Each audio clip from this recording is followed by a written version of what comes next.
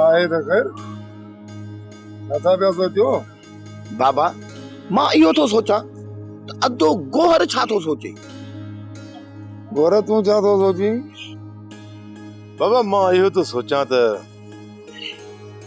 हिन साल मुंहिंजी शादी न थी ईंदड़ साल त को संग बि कोन ॾींदो। पोइ पीरीअ में न को मानी ॾियण वारो हूंदो, वरी न को केरु पचाइण वारो हूंदो। बाबा वारस आहे चरियो, ॻाल्हि कम जी थो करे। सदाईं असां पराए दरनि जा ठुकर खाधा, पंहिंजी ज़ाल हुजे त के भला भला सुठा सुठा लज़ीज़ लज़ीज़ मज़ेदार खाधा तयार करायूं, ताम तयार करायूं। ॿियो त ठहियो जॾहिं बीमार था थियूं केरु असांखे ज़ोर ॾियण वारो बि कोन थो लभे चमचनि जी दुआ सां। भला बीमार थींदासीं त ज़ोर त हमर त ईंदी न।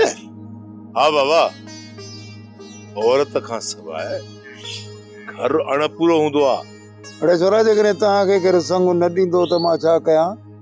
कहिड़ियूं तव्हांजे लाइ छोकिरियुनि जूं कतारूं लॻल हूं जो मां तव्हांजी शादियूं न करायूं? हा थोड़ो पाण ॾे ख्याल कर, ध्यान ॾे, सोच कुछ।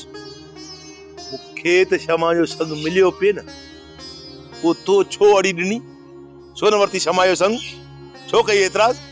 ख़राबी कहिड़ी हुई क्षमा में? अड़े त भवन जी शादियूं कयो न, मूं तव्हांखे को रोकियो आहे छा?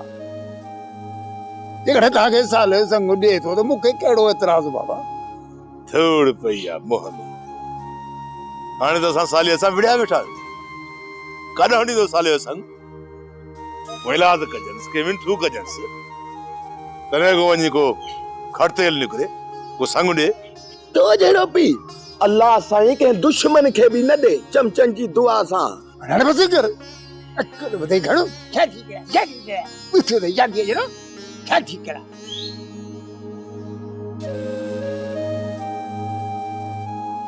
अदा गोहर उठ बस देर न कर, मां तो तुंहिंजी शादी करायां।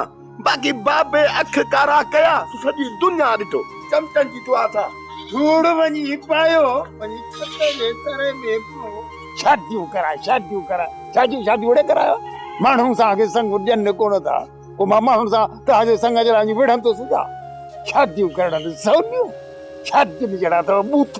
शादी कराए हिकिड़ी न ची फट ॾिनी मां ची ची कंदा वरितो ची ची।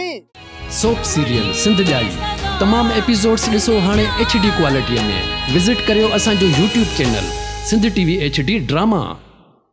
सब्सक्राइब कयो असांजो official YouTube channel Sindh TV HD drama ऐं वधीक अपडेट लाइ बेल आइकन खे क्लिक करियो।